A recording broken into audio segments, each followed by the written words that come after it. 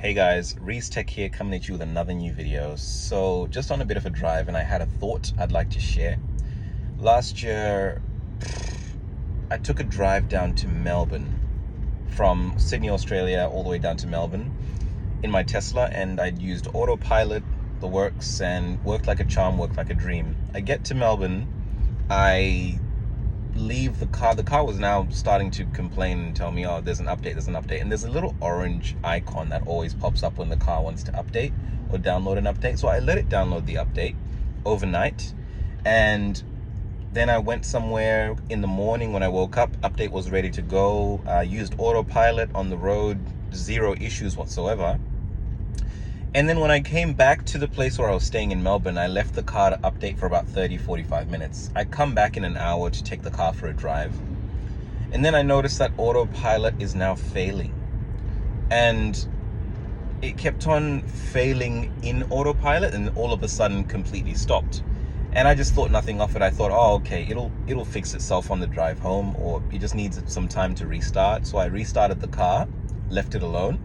Now come the drive to go home back to Sydney, and I noticed that Autopilot would not turn on at all. This is where I thought, oh, this is very odd, and it happened right after the update. So I took the car to Tesla, and they inspected the car. They moved back the appointment a couple of times. I think they tried to maybe remote diagnose what was going on, and essentially they determined that they couldn't do anything. They said it was an autopilot unit failure, and I need to replace the autopilot unit. So Tesla is charging me approximately 3,000 Australian dollars to replace this autopilot unit. And mind you, the car is not even 5 years old. So that's something that was really disappointing for me, I thought, because, well, one of the reasons I got this car. I know tech fails, I do understand that, but how ironic is it that it fails right after one of Tesla's big updates?